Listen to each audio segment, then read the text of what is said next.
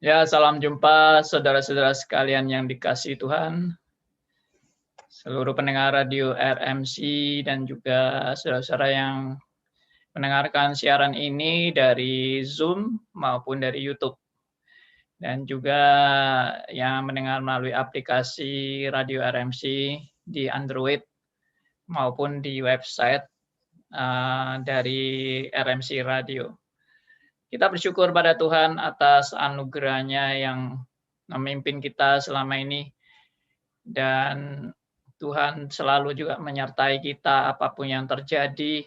Kita belajar menerima meskipun ada hal yang kurang menyenangkan kita atau ada hal yang menyenangkan kita, kita tetap waspada dan kita tetap percaya semua ini adalah anugerah Tuhan yang Tuhan nyatakan kepada kita semua supaya kita belajar lebih dekat kepada Tuhan melalui segala hal.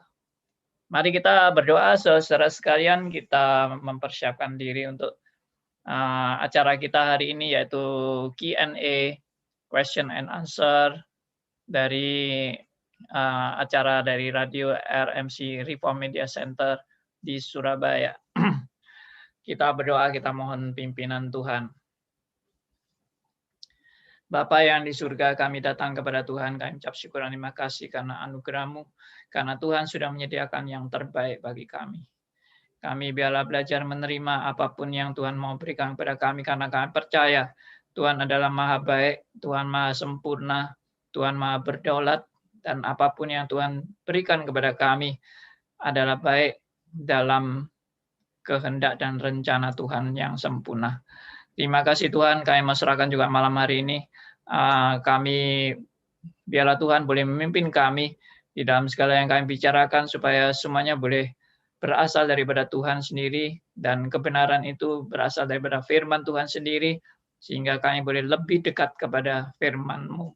Terima kasih Tuhan, Tuhan pimpin juga rekan-rekan yang bergabung, baik di YouTube, baik di Zoom, baik di aplikasi radio RMC maupun di website. Tuhan boleh pakai semua media-media ini menjadi sarana untuk pelebaran kerajaan-Mu. Terima kasih Tuhan, Tuhan boleh pimpin hamba-Mu yang manusia biasa ini. Tuhan boleh berikan hikmat bijaksana kepada hamba-Mu, agar hamba-Mu boleh menjadi saluran berkat bagi semua rekan-rekan yang rindu untuk belajar kebenaran firman-Mu.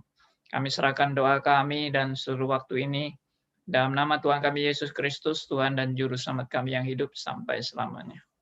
Amin. Ya, puji Tuhan ya. Untuk saudara-saudara yang sudah bergabung, kita akan melanjutkan diskusi kita yang lalu, yaitu teologi kemakmuran, kekayaan, dan kesuksesan. Ya, nah bagaimana kita memandang akan teologi ini? Ya, apakah teologi ini di mana sesatnya atau di mana salahnya?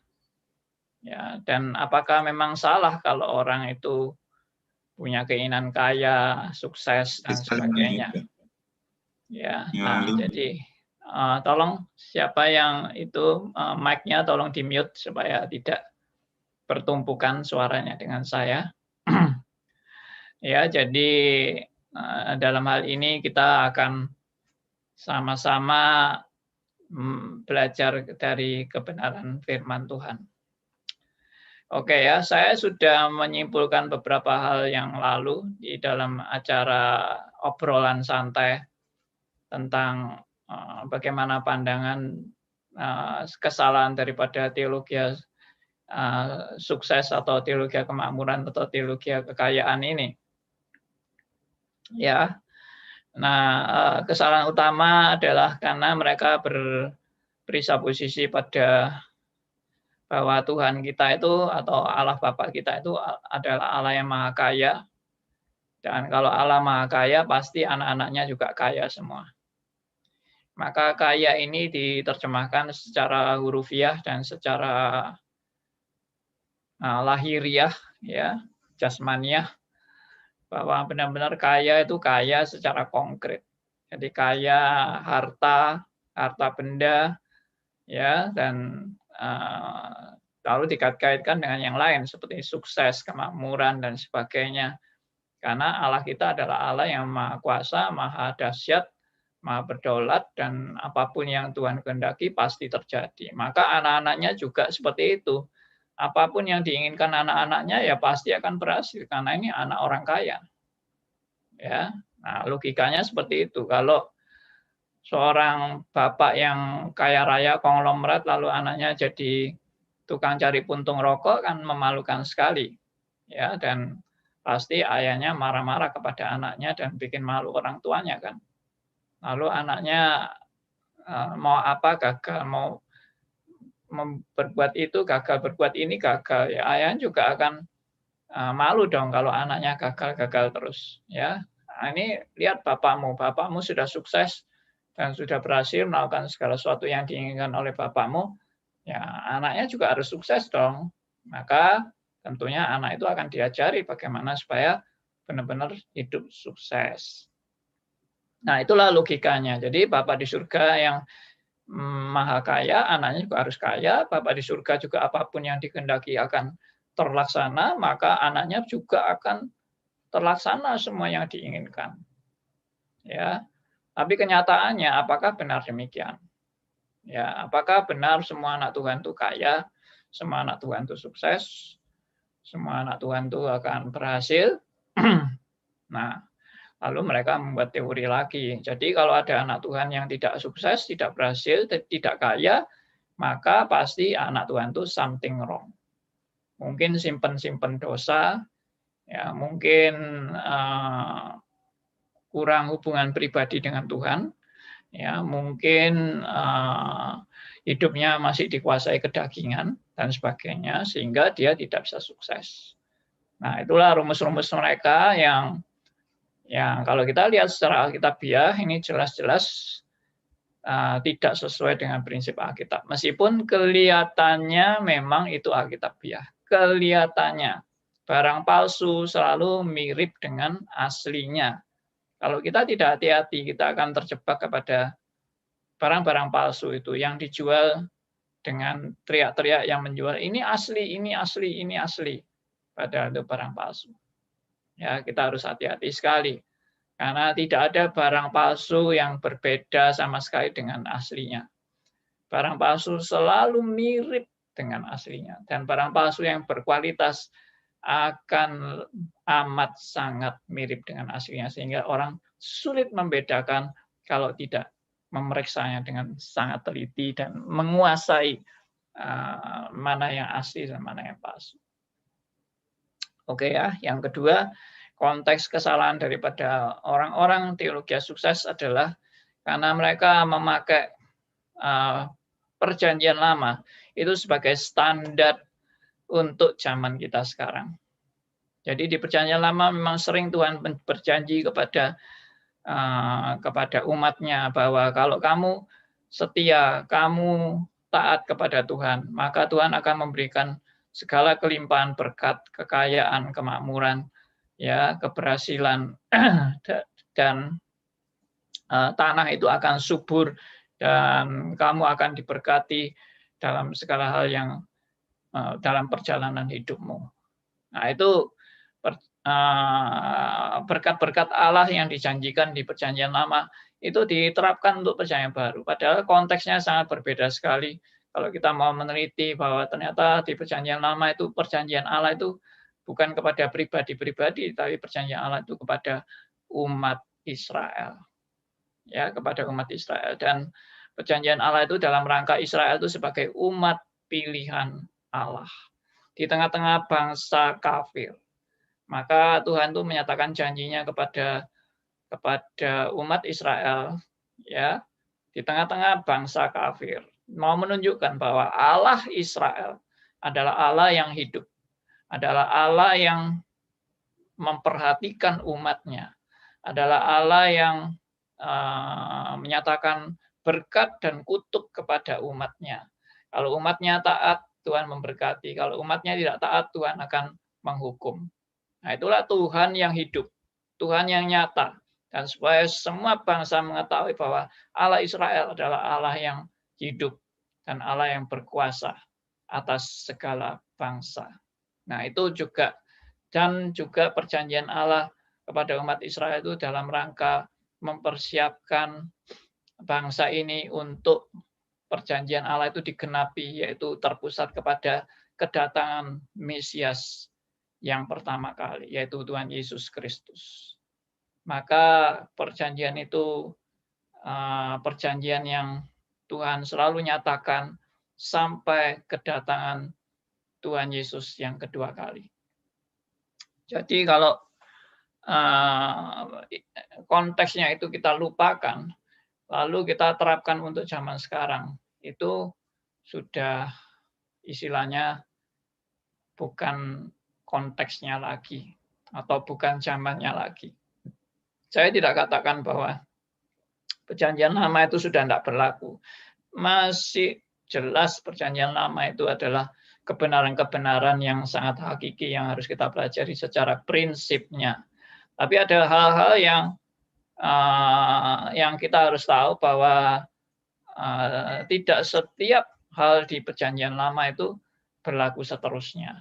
Karena konteksnya, kalau konteks bangsa Israel tadi dan konteks sampai kedatangan Mesias, lalu kita paksakan untuk harus berlaku sampai sekarang, maka itu sudah namanya di luar konteks. Ya, kalau kita memaksakan ayat yang di luar konteks dan kita terapkan untuk sekarang, itu sama saja dengan kita memberontak dari kebenaran firman Tuhan. Kelihatannya Anda menerapkan firman, tapi Anda melawan firman. Nah, itu sangat berbahaya sekali. Ya, pengkhotbah ini kelihatannya memberitakan firman, tapi dia sebenarnya melawan firman. Dan itu jemaat tidak mengerti, karena semua ada ayat-ayatnya. Semua pakai ayat ini, pakai ayat itu, perjanjian lama dengan bahasa aslinya, dan segala macam. Wah, kelihayannya pengkhotbah untuk mengkhotbahkan. Semua jemaat percaya, memang itu firman Tuhan, memang itu janji Tuhan. Kita harus klaim janji Tuhan. Tapi, sekali lagi, di luar konteks. Anda sudah miss di sini, ya, Anda sudah luput daripada sasaran yang sebenarnya yang seharusnya kita mengerti. Oke. Nah, itu kesalahan yang kedua. Ya, sekarang kesalahan yang ketiga. Ya. Nah, kesalahan yang ketiga ini adalah teologi sukses itu merumuskan bahwa tindakan-tindakan Tuhan itu sudah bisa kita prediksi. Ya, saya ulang ya. Tindakan-tindakan Tuhan itu sudah bisa kita prediksi. Kalau kita sudah melakukan syarat-syarat yang dirumuskan. Ya, misalnya rumusnya 1 tambah 1 pasti hasilnya 2. Itu rumuskan. Nah, jadi kalau kita melakukan 1 lalu ditambah dengan 1, pasti Tuhan kasih kita 2. Karena itu sudah rumusnya. Maka Tuhan bisa kita rumuskan. Kalau saya melakukan A dan saya melakukan B, maka Tuhan pasti memberi saya C. Dan C itu adalah antara lain kesuksesan, kemakmuran, ya, kekayaan, dan sebagainya yang lain. Nah, itu kesalahan. Karena Tuhan itu sebetulnya tidak bisa dirumuskan. Dan tidak bisa kita prediksi tindakannya. Ya, ini mirip dengan mungkin hukum karma, saudara ya. Hukum karma saya memang tidak terlalu menguasai agama Buddha atau agama Hindu yang percaya kepada hukum karma. Tetapi kelihatannya begitu, ya. Hukum karma itu adalah secara otomatis apa yang kita sudah pernah lakukan kepada orang lain itu akan dibalaskan kepada kita. Ya, itu sudah rumus. Ya, itu sudah rumusnya. Jadi kalau kamu berbuat jahat kepada orang, nanti ada orang lain juga berbuat jahat kepadamu. Kalau kamu berbuat baik kepada orang, maka orang lain juga akan berbuat baik kepadamu. Ya, itu sudah dirumuskan. Ya, dan Allah bisa dirumuskan seperti itu. Kalau saya suka taat kepada Tuhan dan saya melakukan akan perintah-perintah Tuhan, maka Tuhan pasti akan melancarkan segala usaha saya. Kalau saya berbuat baik sama orang lain, maka Tuhan akan melindungi saya dari orang-orang jahat yang mau menipu saya. Nah, itu dirumuskan seperti itu. Itu tidak benar, saudara. Karena Tuhan kita adalah Tuhan yang bukan bisa diprediksi oleh akal manusia dan dirumuskan pasti begini, pasti begini. Karena Tuhan itu juga bukan robot yang diatur dengan rumus. Ya, Tuhan bisa berbuat yang sama sekali kita tidak terduga, tidak menduganya, atau kita tidak pernah sampai bisa memperhitungkan hal itu, karena Tuhan kita itu Tuhan yang di luar kemampuan berpikir daripada manusia yang sangat terbatas. Nah, itu yang harus saudara dan saya memahaminya, bahwa Tuhan itu di luar prediksi manusia yang amat sangat terbatas. Karena itu seringkali ada istilah untuk Tuhan itu unpredictable. Ya, Tuhan itu unpredictable. Karena apa? Karena bukan berarti Tuhan itu semau-maunya, seenaknya sendiri, tidak. Tetapi apa yang dipikirkan Tuhan itu jauh melebihi apa yang dipikirkan oleh manusia. Jadi misalnya Tuhan itu memang ya pasti ini ya, prinsipnya ini benar. Tuhan pasti memberkati kita.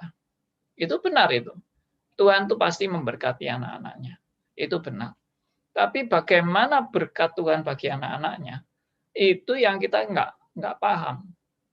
Ya, bagaimana Tuhan mau memberi berkat kepada kita. Berkat untuk si A, berkat untuk si B, berkat untuk si C, semua anak Tuhan. Tapi ternyata A, B, dan C itu bisa berbeda. Dan bisa berkontradiksi bahkan, seolah-olah berkontradiksi. Tapi semuanya itu adalah berkat Tuhan. Tidak sama. Tuhan memperlakukan A, B, C juga tidak sama. Dan Tuhan memperlakukan dengan yang terbaik menurut hikmatnya. Oke? Jadi sekali lagi, tidak bisa Anda rumuskan. Ya, makanya orang teologi sukses itu selalu rumusnya adalah kalau ada anak Tuhan yang miskin, pasti something wrong. Berarti dia sudah merumuskan anak Tuhan yang benar-benar baik, pasti harus kaya raya. Ya, nanti kalau dirumuskan dengan teologi kesembuhan, anak Tuhan yang benar-benar setia pasti harus sehat tubuhnya. Kalau anak Tuhan sakit-sakitan, dia pasti something wrong. Nah, ini semua tidak benar. Ini akan kita bahas kalau Tuhan berkenan, ya akan kita bahas minggu depan tentang teologi kesembuhan.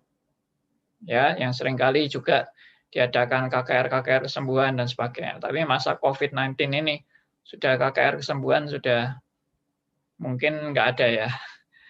Dan tidak ada yang mau hadir. Kalau mau hadir, nanti semua orang yang COVID itu mau hadir semua di KKR kesembuhan ilahi. Tapi sekarang sudah nggak ada. Ya, oke. Saya lanjutkan. Jadi Tuhan sekali lagi tidak bisa dirumuskan dengan rumus-rumus yang seperti tadi. Ya, oke. Yang keempat sekarang, teologi sukses itu juga dipengaruhi oleh paham yang namanya aliran paham atau aliran positive thinking. Ya, di mana paham atau aliran positive thinking ini sangat mempercayai bahwa pikiran manusia itulah yang menentukan dia bisa sukses atau gagal. Pikiran manusia dianggap punya kekuatan yang luar biasa untuk bisa menentukan nasib manusia. Jadi sukses atau gagal itu ditentukan oleh cara berpikir Anda. Nah, ini banyak diikuti oleh orang-orang Kristen yang tanpa sadar sebetulnya mereka sudah tidak mengikuti prinsip-prinsip Alkitab, tapi mereka sudah mengikuti positive thinking. Ya, ini juga diajarkan oleh Norman Vincent Peale, ya, tokoh daripada positive thinking. Juga diajarkan oleh pendeta-pendeta yang tanpa sadar mereka sudah mengikuti aliran positive thinking ini. Jadi pokoknya kalau kamu yakin apa yang kamu pikirkan itu akan berhasil, maka itu akan berhasil. Kita sudah pernah membahas positive thinking itu pada acara obrolan santai yang lalu ya. Pernah sudah dibahas tentang positive thinking. Kita tidak membahas ulang itu. Ya, lalu yang ya itu saya berhenti sampai di sini dulu. Kalau ada saudara-saudara yang mau bertanya, ada saudara-saudara yang tidak jelas, saudara bisa menghubungi nomor telepon. Tolong dari host kita, mungkin dari Seva atau Pak Tony bisa men-sharekan nomor telepon yang bisa di WA, pakai WA ya. Saudara akan bisa bertanya melalui WA atau juga di chatnya YouTube. Saudara juga bisa bertanya di YouTube atau juga di chatnya Zoom ini. Saudara bisa juga bertanya melalui chat di Zoom ini. Oke ya. Ya, saya mungkin mulai menjawab pertanyaan-pertanyaan yang belum dijawab yang lalu. Ya.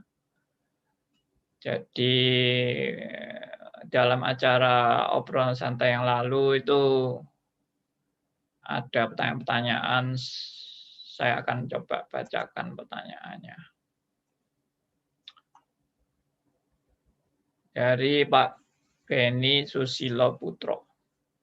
Apakah kalau ciri-ciri teologi kemakmuran itu karena kadang mereka menyamarkan dengan bukan saja berkat uang, tapi kesehatan, berkat lulus cepat, dan lain-lain, Pak? Oh iya, benar. Jadi teologi sukses, kemakmuran, kekayaan itu juga mencakup segala sesuatu yang berkaitan pokoknya dengan yang namanya sukses.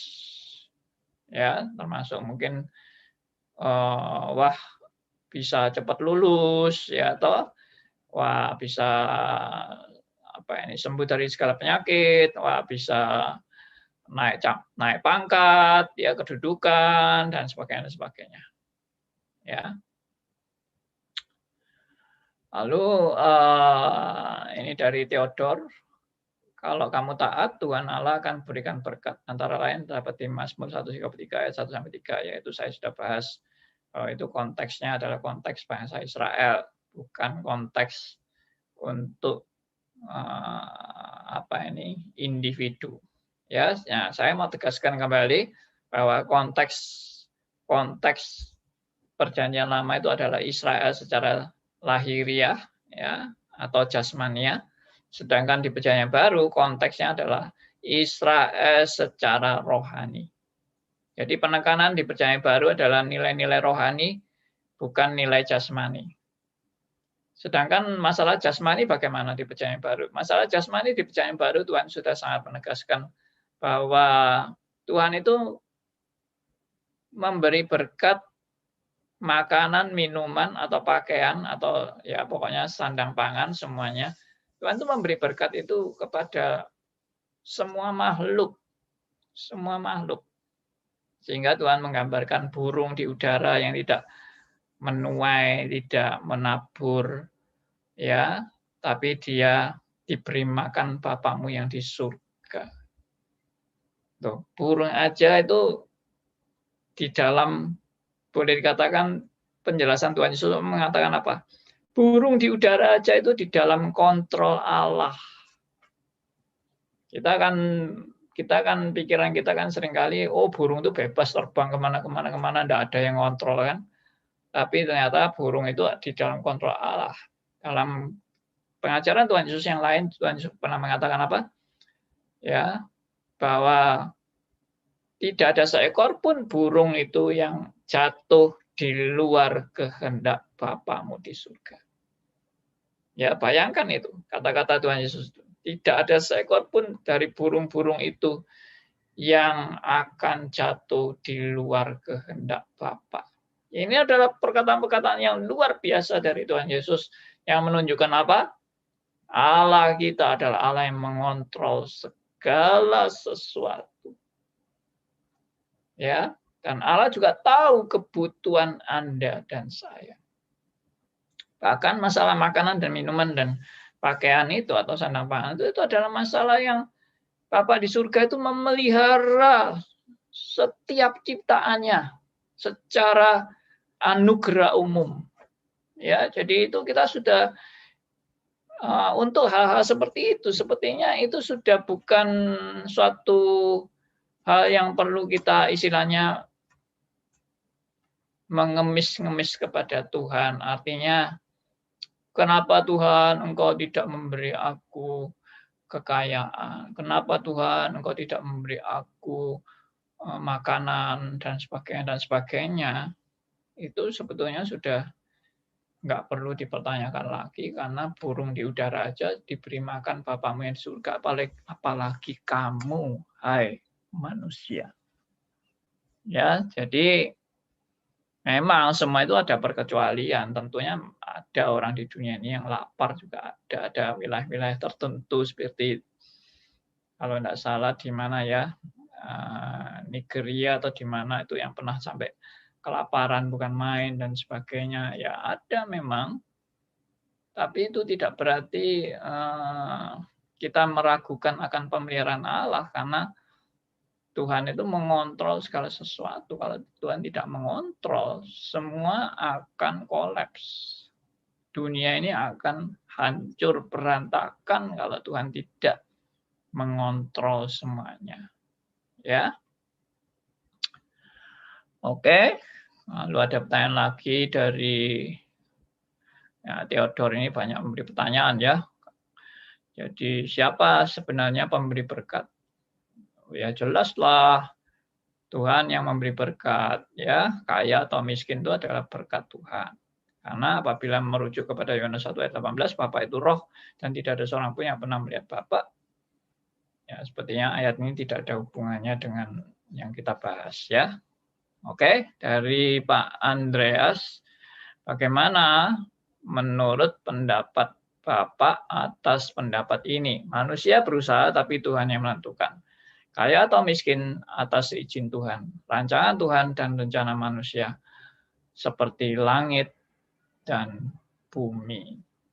Ya, suatu yang sangat benar sekali bahwa Alkitab sendiri bilang manusia yang mereka-rekakan apa yang dia mau laksanakan, ya, tapi Tuhan yang menentukan arah langkahnya.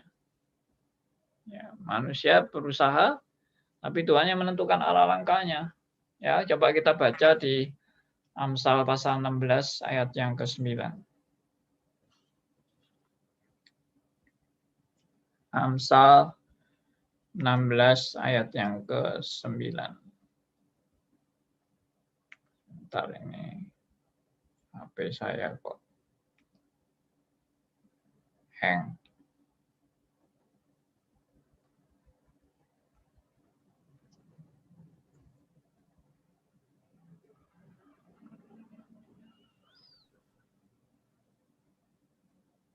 Ya, silakan ada teman yang mau bacakan Amsal 16 ayat 9. Amsal pasal 16 ayat 9. Hati manusia memikir-mikirkan jalannya, tetapi Tuhanlah yang menentukan arah langkahnya. Iya, itu. Jadi manusia memikir-mikirkan jalannya, Tuhan yang menentukan arah langkahnya. Jadi memang bagian daripada manusia adalah manusia harus bertanggung jawab. Nah, ini kalau saya terjemahkan ayat ini di dalam konteks yang lebih luas adalah manusia itu harus menjalankan tanggung jawabnya. Ya, dan tapi dari semua yang dilakukan manusia, Tuhan sudah menentukan arah langkahnya. Nah, kita jangan menjadi orang fatalisme lalu ya sudah kalau gitu enggak usah usahalah karena Tuhan sudah menentukan. Tidak. Justru Tuhan menentukan semuanya itu melalui manusia diajar bertanggung jawab dengan apa yang Tuhan sudah percayakan kepada manusia. Ya, jadi Nah, kita memang tidak bagian Tuhan mau berbuat apa, itu bukan kita diwajibkan untuk memprediksi Tuhan nanti hasilnya nanti mau bagaimana, kita nggak tahu hasilnya. Yang pasti itu yang tadi saya bilang, Tuhan pasti punya rencana yang terbaik. Ya, tapi yang terbaik itu apa buat saudara dan saya, dan supaya saudara dan saya belajar dari yang terbaik itu kita nggak tahu.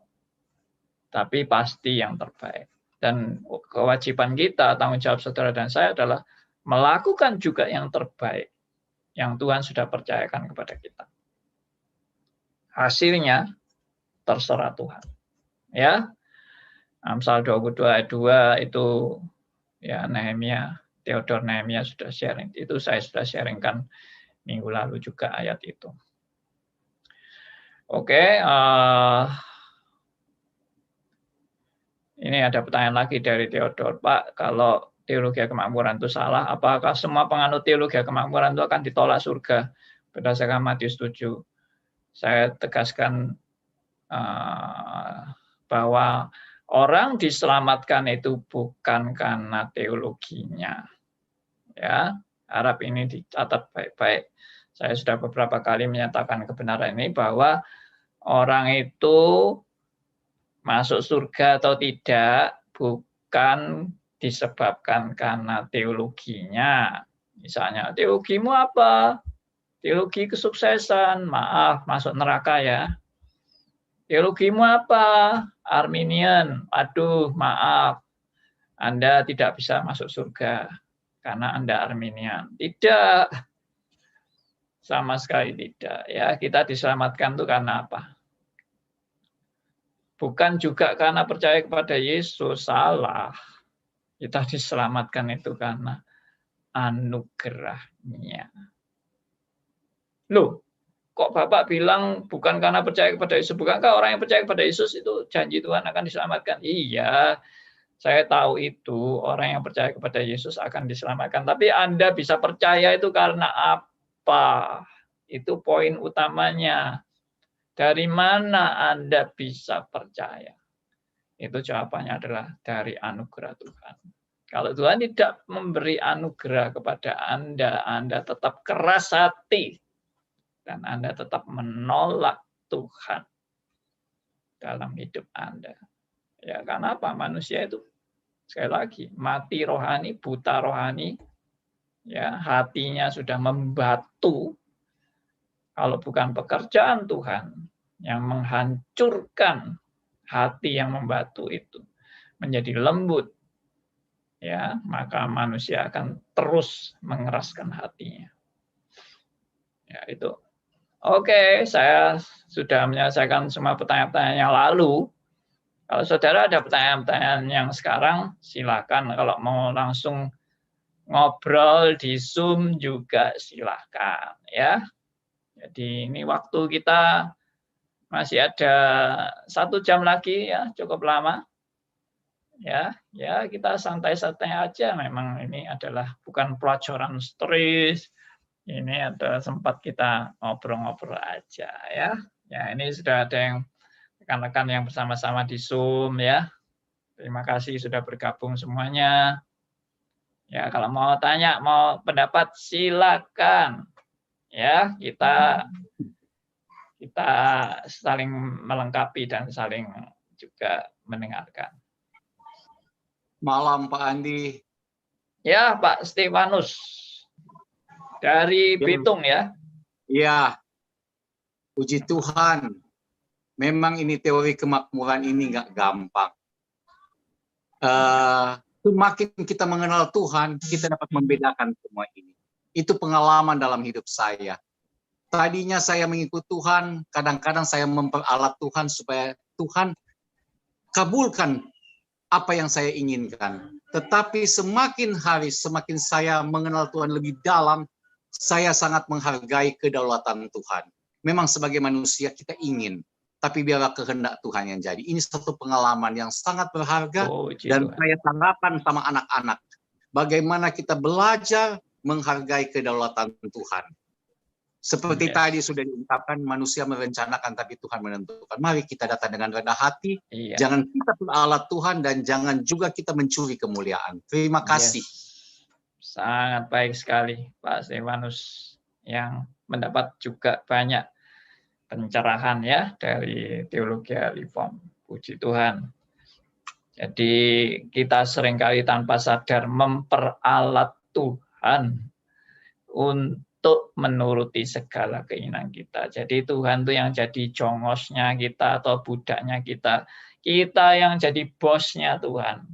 Nah, itu jelas-jelas teologi ngawur itu ya. Teologi yang kacau balau. Karena Tuhan kita jadikan sebagai pembantunya kita.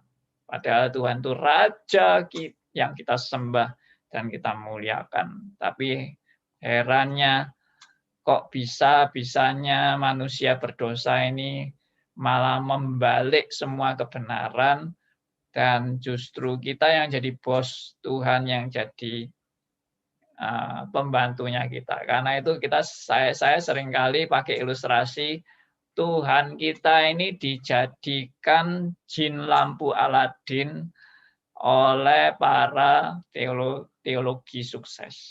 Ya, jadi Tuhannya teologi sukses itu adalah jin lampu Aladin yang bisa disuruh-suruh, diperintah-perintah menurut keinginan kita. Lucu ya, kita bukan punya Tuhan, kita punya jin lampu Aladin. Itu yang sebenarnya yang dimiliki oleh para teologi sukses. Herannya kok banyak yang amin-amin gitu ya. Kalau diajar, wah Tuhan akan menuruti segala perintah kita ya.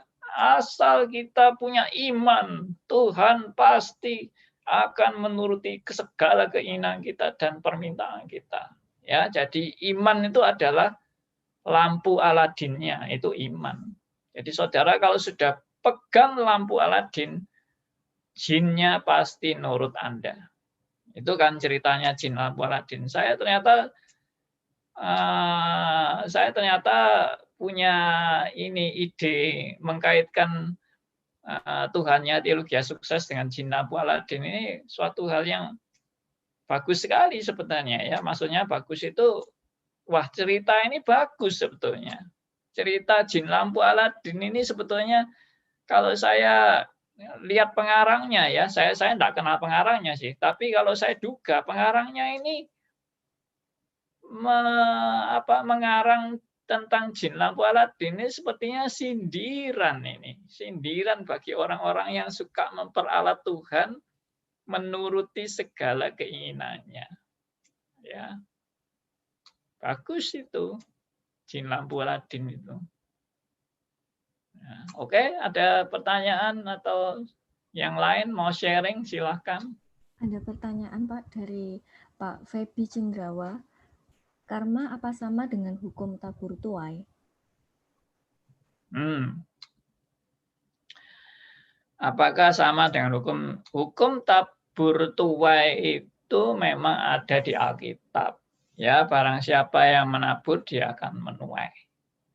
Ya, tetapi kembali lagi hal ini jangan dikaitkan dengan hal-hal yang sehari-hari.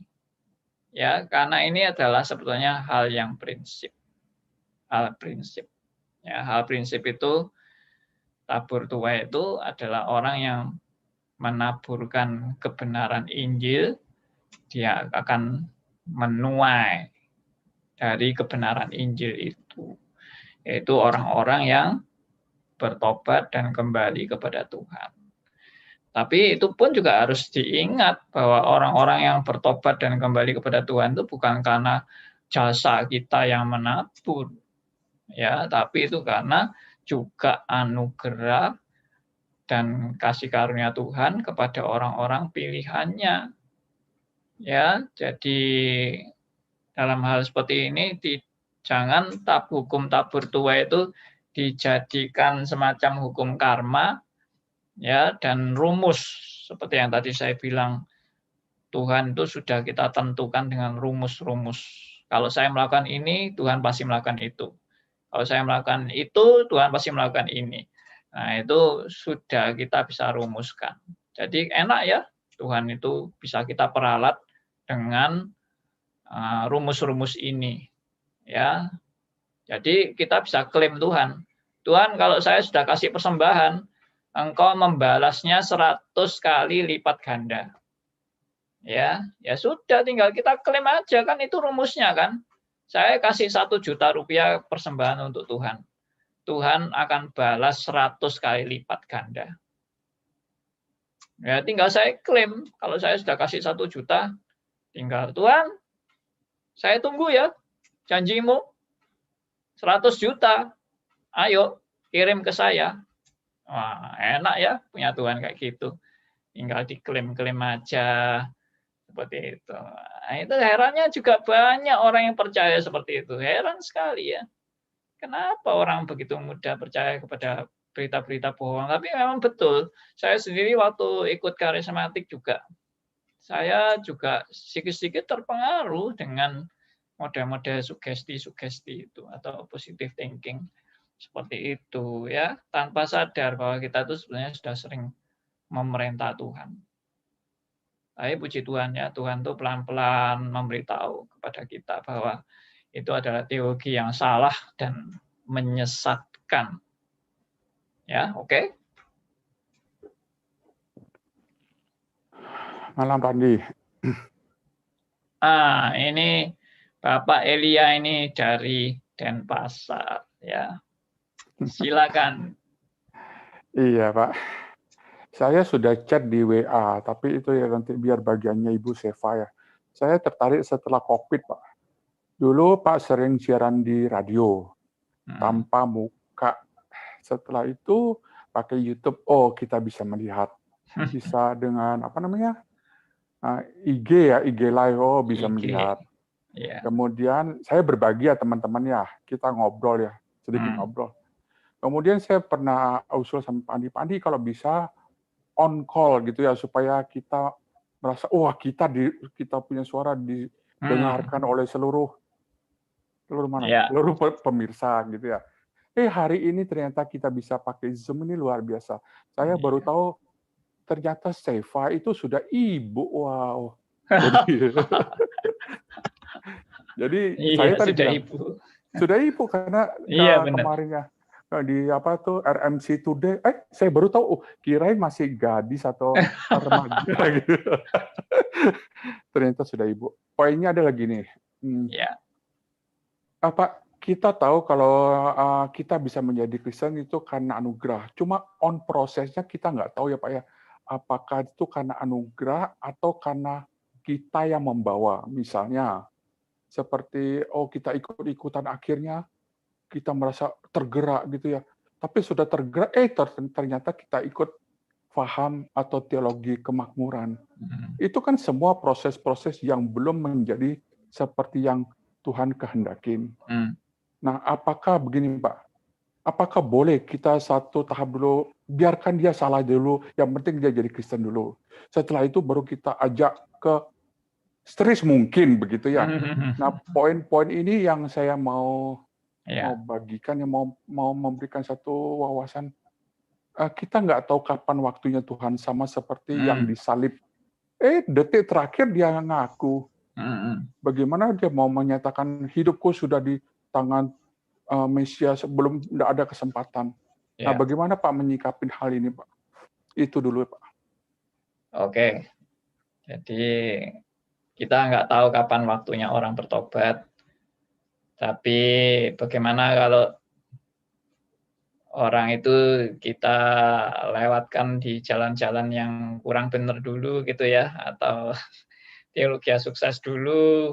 Nanti setelah teologi sukses baru nanti siapa tahu dia sadar lalu kembali kepada teologi yang benar ya, teologi yang alkitabiah. Jadi nyasar-nyasar dulu baru nanti dibenarkan gitu. Nah, itu yang jelas bukan kita yang membuat jalan ya.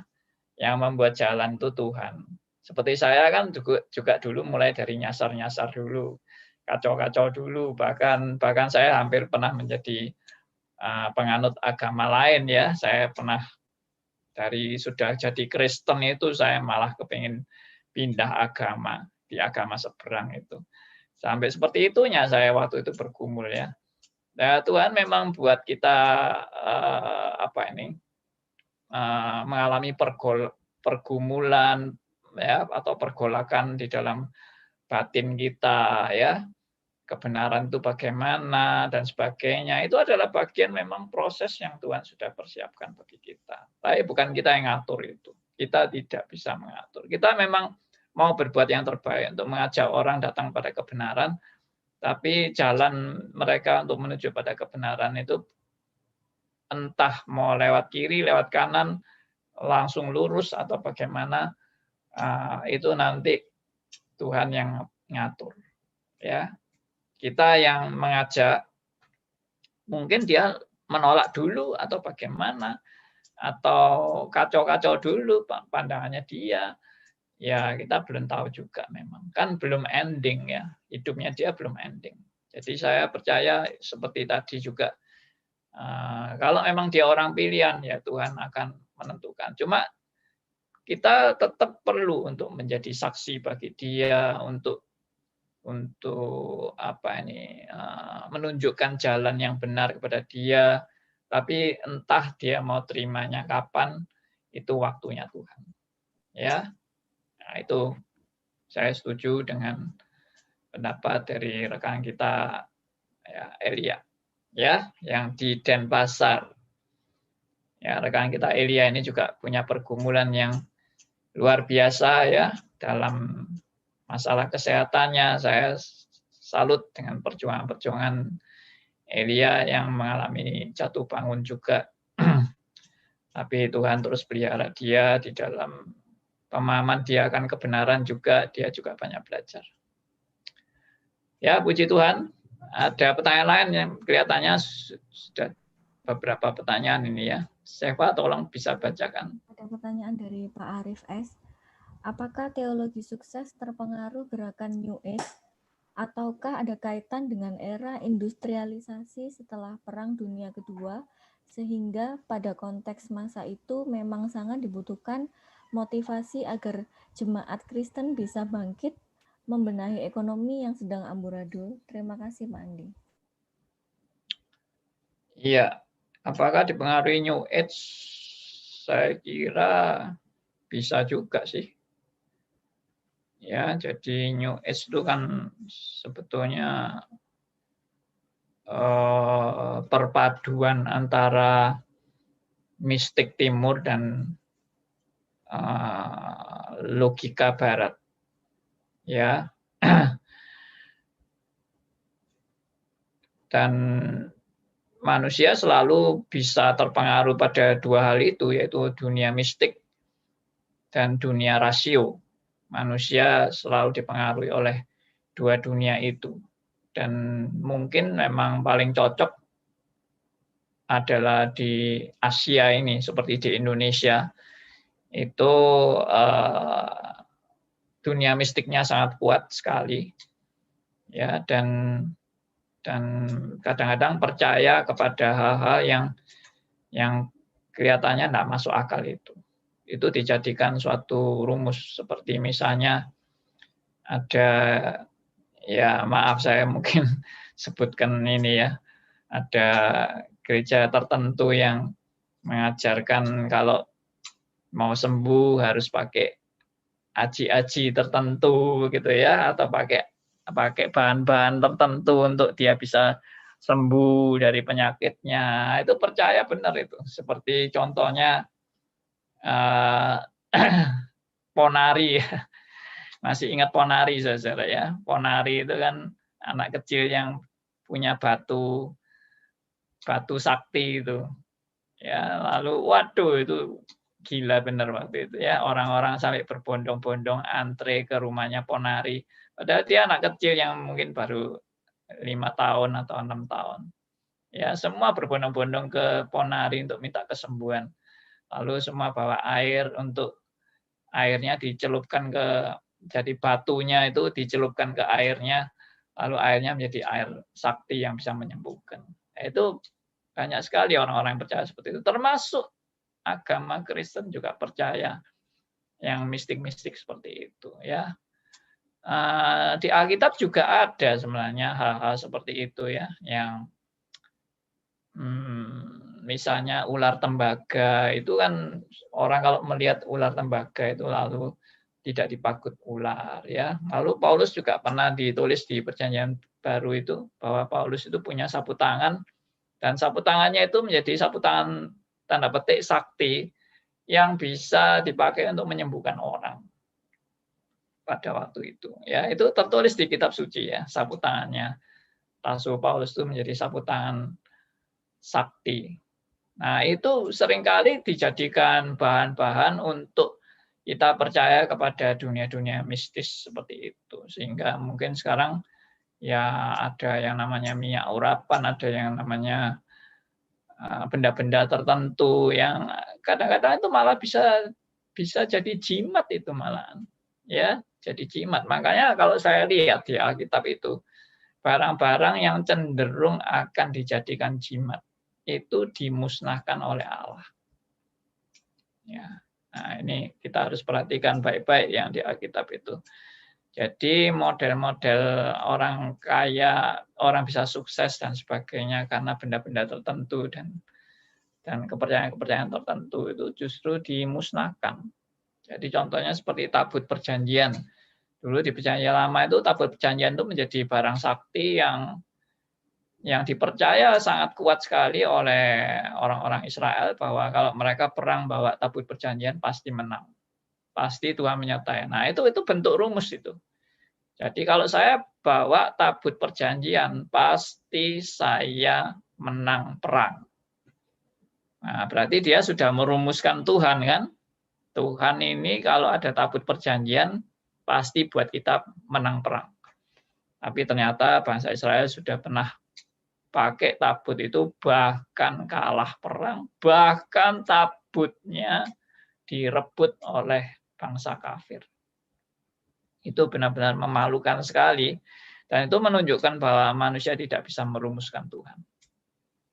Ya, nah kalau tadi pertanyaan Pak Arief, apakah memang itu dibutuhkan pemahaman-pemahaman semacam positive thinking itu di era dunia industri, era industri dan sebagainya untuk manusia punya semangat dalam mengerjakan pekerjaan Tuhan, itu tidak. Saya tidak setuju bahwa di era dunia industri lalu manusia membutuhkan positive thinking lalu boleh pakai cara-cara seperti itu. Karena justru kalau kita mau lihat akarnya, ya, di era industri dan sebelumnya adalah era reformasi. Ya, kalau kita lihat itu semangatnya yang ditanamkan itu justru semangat bekerja untuk Tuhan dan bagi kemuliaan Allah. Itu yang menjadi sumber semangat bekerja dengan sebaik-baiknya dan menjadi berkat bagi banyak orang. Ya, itu yang kalau kita sekarang pakai istilah canggihnya sekarang ini adalah mandat budaya. Mandat budaya.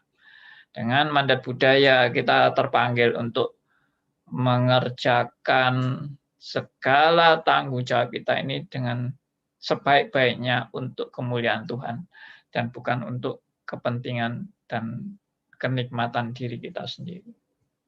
Ya, itu jawaban untuk Pak Arief. Jadi era reformasi sebetulnya adalah suatu era di mana manusia baru tercelik dan baru disadarkan bahwa segala sesuatu itu kita wajib mengerjakan semuanya bagi kemuliaan Allah. Jadi yang bagi kemuliaan Allah itu bukan hanya kalau di gereja saja. Anda bekerja dimanapun, Anda mengerjakan apapun, tentunya pekerjaan-pekerjaan yang benar, ya, bukan pekerjaan yang haram. Maka pekerjaan itu adalah dipersembahkan bagi kemuliaan Allah. entah Anda membangun jembatan, entah Anda membangun gedung bertingkat, entah Anda ahli komputer, ya teknik komputer, Anda seorang dokter, Anda seorang ahli hukum, apapun yang Anda kerjakan, semuanya wajib dipersembahkan bagi kemuliaan Allah. Itu namanya mandat budaya. Oke, ada pertanyaan lain tentang teologi sukses, kemakmuran, dan kekayaan? Ada Pak, dari YouTube, dari Pak Halim Pranata. Apa yang Pak Andi sudah uraikan pernah saya sampaikan ke jemaat kesuksesan, kemakmuran, dan mereka selalu berkelit menjawab, bukan begitu, bukan begini, bla bla bla. Kenapa ya Pak mereka sedemikian bebal? Ya, ya namanya manusia itu kalau dipersalahkan selalu nggak mau salah. Ya, ditunjukkan salahnya selalu mengelak dan selalu condongnya membenarkan diri. Itu sudah sifat natur manusia berdosa lah dari dulu sampai sekarang ya. Namanya orang berdosa kalau ditanya, kamu dosa ya? Ya selalu jawabannya tidak. Kalau maling ditanya, kamu maling ya? Ya pasti tidak mau ngaku, kecuali sudah ketangkap basah dan ketangkap polisi, dan daripada dikebukin ya sudah ngaku aja kan gitu. Ya, jadi seringkali manusia itu mengelak ya, kamu ini begini, kamu itu begitu. Oh, bukan begitu, kita tidak begitu ya, kita begini, kita ya selalulah ada alasan-alasan untuk menghindar. Tapi sebetulnya apa yang saya omongkan itu kan fakta. Saya dengar sendiri pendetanya mereka itu, pendeta topnya mereka ya. Sekarang sih sudah almarhum pendetanya. Dia mengatakan tuh saya dengar khotbahnya karena saya dulu juga orang karismatik kok. Ya, dia mengatakan seperti yang tadi saya katakan itu, bahwa Bapak kita ini kaya raya. Kalau kita jadi anak Tuhan yang miskin, Bapak kita akan malu. Bapak kita di surga akan malu. Jadi kita harus jadi anak Tuhan yang kaya raya. Baru kita bisa memuliakan nama Tuhan. Kalau kita miskin, bagaimana kita bisa dengan kemiskinan kita memuliakan nama Tuhan? Pasti gagal lah. Orang akan menertawakan kita waktu kita bersaksi. Tuhan itu memelihara saya, tapi kamu miskin. Ya orang akan tertawa kan dengan kesaksian Anda. Nah, seperti itu yang dikhotbahkan. Itu saya dengar sendiri. Itu waktu itu saya masih tahun berapa ya? Sekitar tahun 80-an lah. 81, 80, antara 81 sampai 85. Itu wah hebat-hebatnya teologi sukses waktu itu. Mulai berkibar teologi sukses ya. Ada pendeta yang bilang, saya ini SMA aja nggak lulus loh saudara. Saya ini sekolah nggak pinter, saya ini orang goblok. Tapi emas saya, Tuhan saya kasih saya emas. Ya, emas sungguhan ini, bukan emas bujuan. Emas sungguhan. Emas saya yang sekarang ada di kantong saya adalah waktu itu ya tahun berapa itu? 81 atau berapa itu. Emas saya ini sekarang sudah 35 kilogram emas. Itu di tahun 81.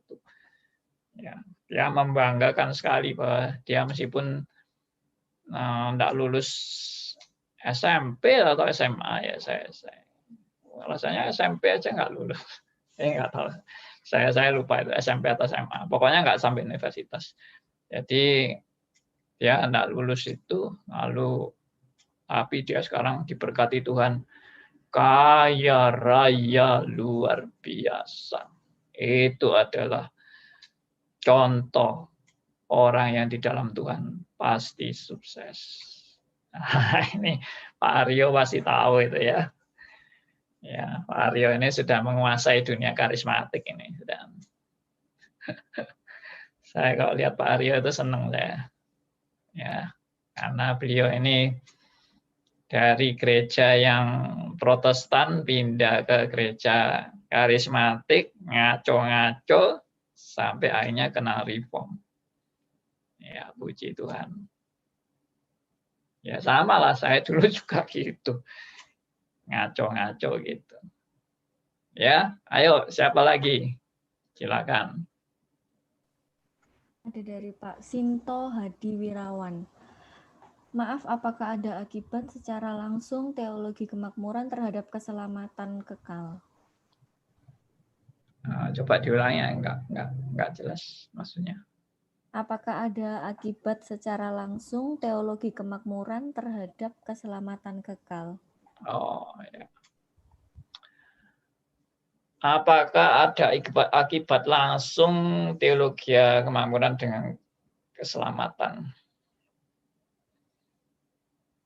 Menurut saya, tadi saya sudah bilang ya, bahwa keselamatan itu tidak dipengaruhi oleh teologi. Jadi kita tetap percaya suatu prinsip yang benar bahwa kita diselamatkan bukan karena teologi. Tapi jangan lalu saudara berpendapat begini. Ya kalau begitu ya tidak penting kan, teologianya apa saja kan tetap selamat. Nah ini jebakan iblis ini ya. Kalau kita sampai berpendapat seperti itu, kita sudah kena jebakan iblis. Meskipun saya katakan bahwa teologi tidak mempengaruhi keselamatan, tetapi ada tetapinya. Tetapinya apa? Tetapi orang yang dipimpin Roh Kudus akan dituntun pada pengertian teologi yang makin lama makin mendekati kebenaran. Nah, itu prinsip yang sudah pasti. Meskipun keselamatan itu sudah pasti dalam hidup seseorang. Kalau dia anak Tuhan sejati. Dia anak Tuhan sejati, dia dilahirkan kembali, dia bertobat, dia menerima Yesus sebagai Tuhan dan Juru Selamat. Asli, ya, bukan palsu. Ya, saya yakin dia dipimpin Roh Kudus untuk makin mengerti kitab suci dan makin mendekati kebenaran demi kebenaran.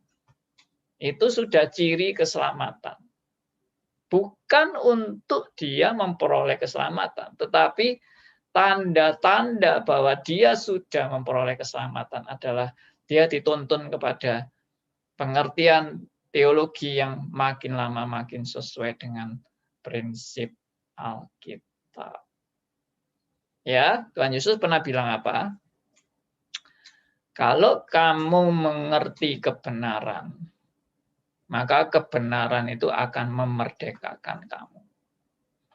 Jadi kalau kita mengerti teologi yang sesat, maka teologi sesat itu akan membelenggu kita. Dan membuat kita tidak benar-benar mengalami kemerdekaan yang sejati. Ya, jadi bersyukur loh kita bisa mengenal kebenaran demi kebenaran karena kita tidak terjebak dalam kesalahan. Saya sangat merasa aneh kalau orang ini ngaku-ngaku selamat, tapi teologinya tambah lama tambah sesat. Tapi dia ngaku-ngaku selamat. Oh, saya sudah di dalam Kristus, saya ini sudah bertobat, saya ini sudah asli Kristen asli. Tapi pengajarannya ngawur total. Dari 30 atau 40 tahun yang lalu sampai hari ini tetap ngawur total dan tidak ada perubahan secara progresif menuju pada kebenaran demi kebenaran. Saya memang tidak mau menghakimi dan tidak berani memvonis dia, tapi bagi saya aneh dan ganjil kalau ada orang yang sudah 40 tahun yang lalu ngaku-ngaku Kristen, ngaku-ngaku bertobat, ngaku-ngaku dia dipimpin Roh Kudus, tapi teologinya amburadul, ngawur total. Maaf saya kalau ngomong agak vulgar sedikit ya, tapi itu yang saya amati dari dulu 40 tahun sampai hari ini. Saya ini ngikuti terus apa yang diajarkan. Enggak tambah lama tambah benar, tapi tambah ngawur. Maaf, saya sungguh sedih sebetulnya. Kenapa dia berkeras hati terus? Misalnya, contohnya, ajaran yang sebetulnya amat sangat sederhana dalam iman Kristen, yaitu sekali selamat tetap selamat. Karena ada sampai sekarang itu hamba Tuhan itu ngotot terus saja. Sudah 40 tahun saya amati. Saya pernah mengikuti dia. Ya, saya ini dulu keliling gereja, saudara ya. Jadi saya dulu anggota GKS, ya, Gereja Keliling Surabaya dan Keliling Salatiga. Karena dulu saya kuliah di Salatiga, jadi saya bertobatnya juga di Salatiga, dan saya waktu di Salatiga saya hampir kenal seluruh pendeta di Salatiga. Waktu itu, ya, saya kunjungi dari gereja A sampai Z, saya kunjungi semua, sampai bahkan gerejanya Watchman ini juga saya kunjungi. Ya, saya namanya gereja apa saja saya datangi, dan saya anggap semua gereja benar dan semua gereja baik. Ya, itu keadaan saya waktu itu. Jadi saya waktu itu menganggap semua itu benar, semua itu baik. Ya, tapi setelah saya belajar, saya makin sadar, waduh, ternyata gereja dan gereja saling bertentangan, saling berkontradiksi, dan itu saya masih tidak menemukan jawabannya. Kalau begitu mana yang benar? Dari gereja A, B, C, D, E, F, ya mana yang benar dari macam-macam gereja yang saling berkontradiksi ini? Saya waktu itu nggak tahu jawabannya, karena saya belum masuk sekolah teologi. Tapi waktu itu saya sudah berani berkhotbah, ya. Nah itu, jadi dalam hal seperti ini, ya saya percaya seorang yang benar-benar dicelikkan oleh Roh Kudus, dia adalah orang yang merindukan kebenaran yang sejati. Dan kalau dia menemukan kebenaran sejati, dia akan mengakui bahwa dulu dia salah dan sekarang dia dicelikkan mengenal kebenaran. Dia tidak akan mempertahankan kesalahannya. Amat sangat bodoh kalau orang tahu kebenaran lalu masih mempertahankan kesalahannya. Betul nggak? Ya, itu amat sangat bodoh. Saya sendiri dulu mengikuti teologi yang banyak kesalahan itu. Saya begitu tahu kebenaran, saya langsung tinggalkan apa yang dulu saya anggap benar. Ya, ternyata banyak salahnya itu. Saya langsung ikut yang benar. Dan saya langsung juga mengaku saya salah. Saya sudah salah. Saya dulu mengikuti teologi-teologi yang ngaco. Teman-teman saya yang dulu saya pengaruhi yang salah, saya undang mereka. Dan saya tunjukkan kepada mereka, dulu saya sudah ngajar salah. Ya, saya say sorry. Saya sekarang akan mengajar kebenaran kepada kalian semua. Nah, itu tindakan saya waktu saya mengalami perubahan dari teologi yang ngaco ke teologi yang lebih mendekati kebenaran. Ya. Ada pertanyaan lain? Ya, ada Pak dari Pak Elia tadi yang melalui WhatsApp mengikuti obrolan santai Senin kemarin. Saya menyimak tentang salah pandangan teologi kemakmuran yang juga teologi salib. Berdasarkan 1 Korintus pasal 15 ayat 33, janganlah kamu sesat, pergaulan yang buruk merusakkan kebiasaan yang baik. Pergaulan di kaum teologi kemakmuran bisa menyemangati kemanusiaan kita untuk sukses, namun pergaulan ini yang jika kita terhempas pada kesalahan teologi, mereka akan merusak kebiasaan rohani tentang teosentris. Demikian juga antitesis dengan teologi salib yang kita sendiri bisa membuat uraian dilema itu. Ada 2 pertanyaan dari Pak Elia. Yang pertama, bagaimana pendapat Pak Andi tentang ayat tersebut, 1 Korintus pasal 15 ayat 33 tadi. Yang kedua, Jika kita mau menjadi garam dan terang, kita tentunya tidak bisa mengaminkan 1 Korintus pasal 15 ayat 33 ini. Jadi gimana kita menyikapi hal paradoks ini, Pak? Yang seperti Pak Andi tadi katakan, Pak Andi katakan Senin kemarin, jemaat akan habis jika kita menjauhkan mereka yang belum benar itu. Terima kasih. 1 Korintus. Oh ya, janganlah kamu sesat, pergaulan yang buruk merusakkan kebiasaan yang baik. Ya, jelas itu. Saya sangat setuju bahwa kita ini berada di komunitas yang bagaimana. Kalau kita tidak punya fondasi yang kuat, kita akan mudah dipengaruhi oleh komunitas kita. Ya, itu saya sangat sadari waktu saya justru saya sudah bertobat, saya langsung berpindah komunitas dari pergaulan saya yang buruk pada masa sebelum saya menerima Yesus, dan saya kemudian masuk kepada komunitas di antara anak-anak Tuhan. Ya, demikian juga kalau ada komunitas di antara teologi sukses, ya memang menurut saya sebaiknya kita berhati-hati. Karena apa? Karena tanpa sadar komunitas itu sudah memberikan kita pengaruh-pengaruh, prinsip-prinsip yang meracuni meracuni diri kita untuk mengikuti prinsip-prinsip yang tidak benar itu. Kecuali Anda sudah punya basic yang kuat. Kalau Anda punya basic yang kuat, maka seharusnya pergaulan Anda kepada mereka adalah bukan untuk pergaulan, tapi untuk Anda bisa mempengaruhi mereka.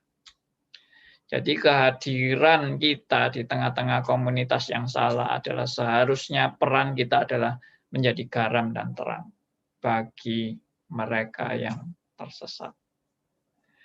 Jadi jangan sebaliknya, mereka yang menerangi kita atau mereka yang menggelapi kita, ya, membuat kita terpengaruh dengan hal-hal yang buruk. Itu jangan seperti itu. Alkitab tidak mengajarkan kita bahwa kita harus menjauhi dunia, tapi kita harus hadir di tengah-tengah dunia untuk berperan sebagai garam dan terang dunia. Ya, saya sangat salut dengan beberapa teman yang meskipun sudah direform, tapi masih tetap bergaul dengan orang-orang karismatik untuk mempengaruhi mereka datang pada kebenaran. Kecuali Anda sudah tidak berfungsi lagi di dunia karismatik itu untuk menjadi garam dan terang, dan Anda hanya mau bersenang-senang dengan mereka, itu tidak ada gunanya. Lebih baik saya berpindah dalam komunitas yang masih bisa berperan menjadi saksi bagi mereka. Ya, kalau sudah tidak bisa jadi saksi lagi, malah itu mempengaruhi kita menjadi makin buruk. Sebaiknya saya tidak berada di komunitas yang seperti itu. Kecuali itu saya tadi bilang bahwa kita bisa mempengaruhi mereka dan kehadiran kita bisa menjadi berkat bagi mereka. Nah, itu silakan kita menjalankan misi itu. Ya, oke. Ada pertanyaan lain? Masih ada, Pak, dari Pak Arief. Bagaimana perbedaan teologi reform dan teologi sukses sehubungan dengan persembahan perpuluhan? Maleaki pasal 3 ayat 10. Iya, sama seperti tadi jawaban saya. Konteks perjanjian Allah ini adalah konteks kepada bangsa Israel. Ya, kepada bangsa Israel yang terkenal sebagai bangsa pilihan Allah di tengah-tengah bangsa kafir. Dan Tuhan memang mengadakan perjanjian-perjanjian dengan bangsa ini secara lahiriah, secara konkret, secara fisik. Itu janji-janji Tuhan kepada bangsa Israel. Seperti tanah perjanjian yang dijanjikan. Itu kan fisik, tanah perjanjian yang fisik. Tapi sebetulnya semua yang fisik itu adalah lambang dari yang rohani. Nah, perhatikan ini ya. Ini penting ini. Semua janji-janji Allah yang berkaitan dengan hal fisik itu adalah merupakan satu bayang-bayang tentang perjanjian Allah yang paling pokok, yaitu nilai rohani. Adalah suatu bayang-bayang dari nilai rohani yang sebenarnya, yaitu tanah air surgawi. Itu diungkapkan di Ibrani pasal 11. Jadi janji Allah tentang tanah air Kanaan itu justru banyak yang tidak bisa dapat bagian di situ. Ya contohnya aja Abraham aja nggak sampai bisa menikmati Kanaan yang dijanjikan dengan bangsa Israel, di mana keturunannya akan seperti pasir di laut dan bintang di langit. Itu Abraham tidak mengalami sama sekali perjanjian itu. Dia anaknya cuma satu anak perjanjian, yaitu Ishak saja. Ishak ya. Nah itu. Jadi Abraham taunya cuma satu itu aja anak perjanjiannya. Bagaimana dengan pasir di laut, bintang di langit? Ya dia terima itu dengan imannya. Dengan imannya. Makanya Abraham dijuluki sebagai bapak orang beriman. Bukan karena dia imannya hebat, tapi karena perjanjian Allah kepada Abraham. Ya, di mana Abraham adalah bapak dari semua orang yang akan diberkati oleh Allah melalui perjanjian dengan Abraham itu. Oke, ada yang lain? Pertanyaan lain? Masih ada dari Pak Theo, Pak. Apa Iya. memang betul kekayaan, kesuksesan, dan kemakmuran adalah bersifat panteisme di Matius pasal 6 ayat 32?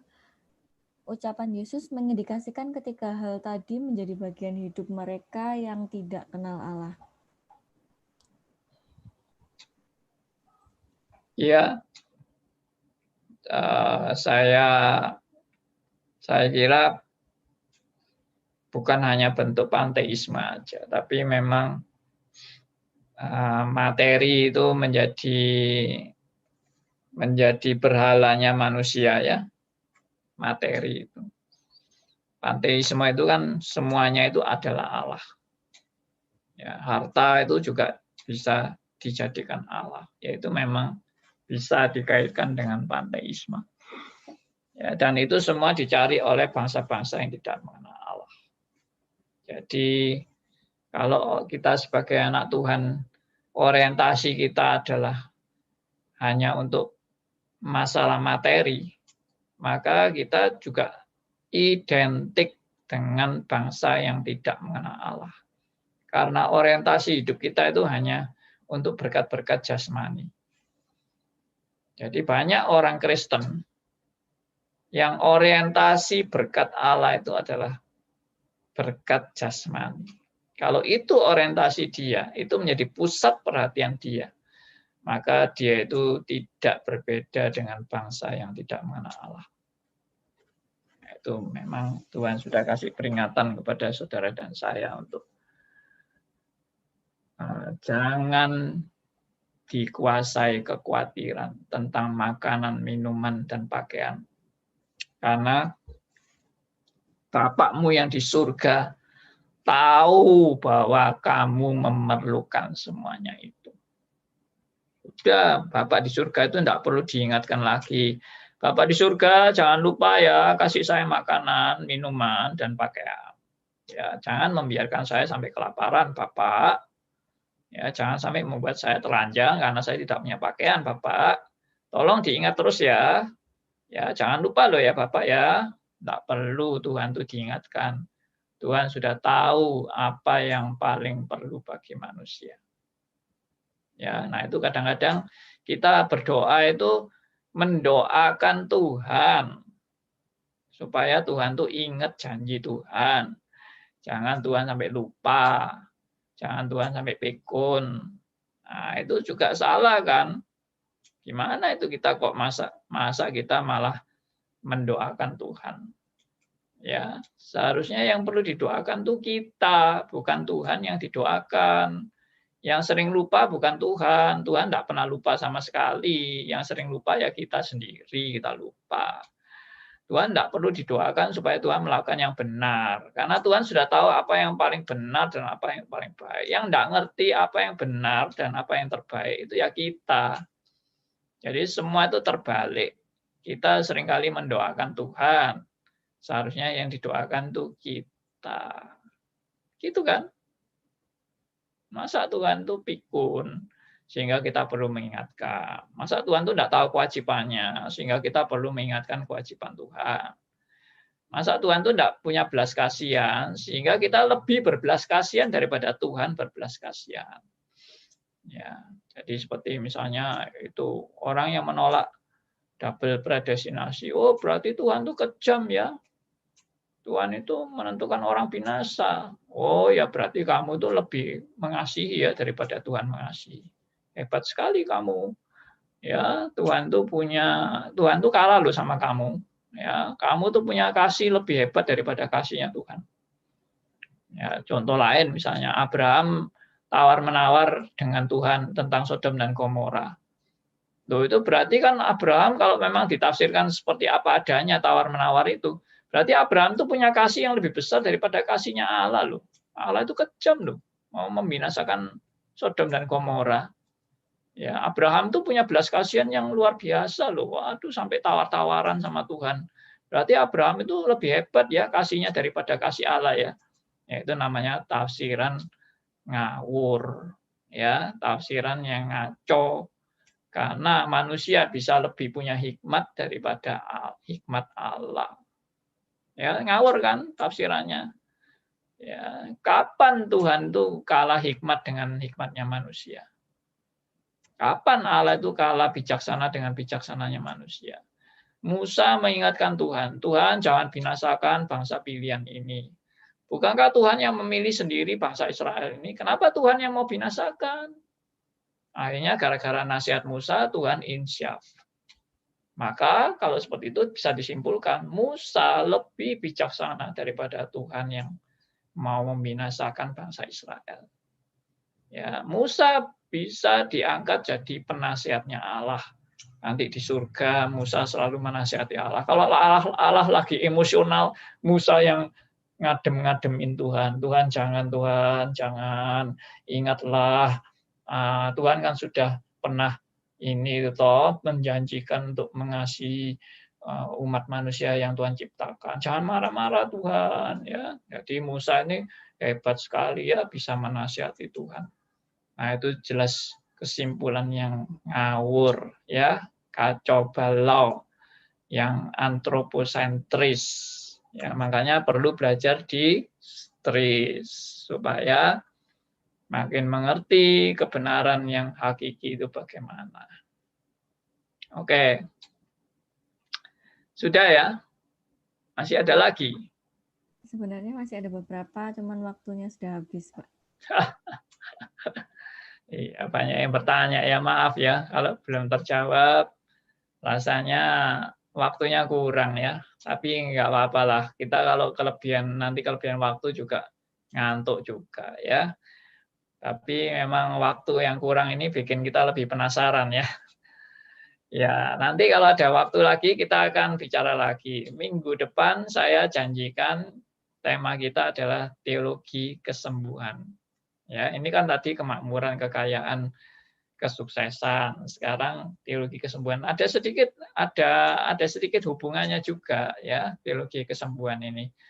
Tapi ada aspek-aspek yang lain juga. Nanti kita bahas bersama di hari Senin yang akan datang. Ya, Tuhan memberkati kita semua. Dan maaf kalau ada yang masih mau bertanya. Pertanyaan akan tetap kita simpan. Dan kemungkinan akan saya jawab Senin yang akan datang. Ya, Tuhan berkati semuanya. sebetulnya masih ada kesimpulan yang mau saya sampaikan kepada saudara. Cuma waktunya ini ya tinggal 5 menit, coba ya saya akan bacakan beberapa kesimpulan yang saya mau bagikan.